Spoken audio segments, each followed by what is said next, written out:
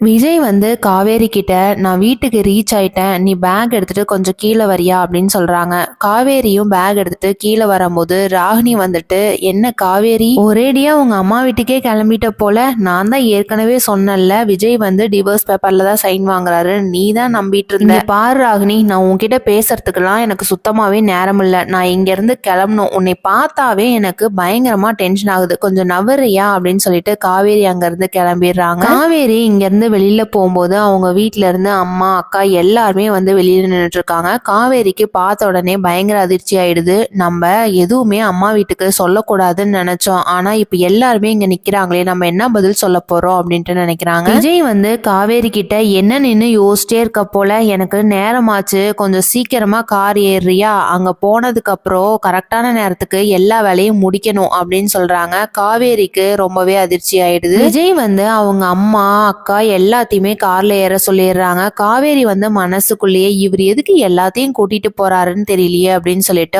Office reach ஆயிடுறாங்க. காவேரிய பார்த்த உடனே ஆபீஸ்ல இருக்க ஸ்டாஃப் வந்து எல்லாருமே எழுந்துச்சு நிக்கிறாங்க. ரூம்குள்ள போன உடனே காவேரிக்கு பயங்கர சர்ப்ரைஸா இருக்கு. விஜயை பார்த்த உடனே கட்டி பிடிச்சிட்டு ரொம்பவே தேங்க்ஸ் விஜய், நான் இந்த அளவுக்கு எதிர்பார்க்கவே இல்லை அப்படின்ட்டு சொல்றாங்க. விஜயோட அடுத்த முடிவு என்னங்கிறத வெயிட் பண்ணி பார்க்கலாம். தேங்க்யூ.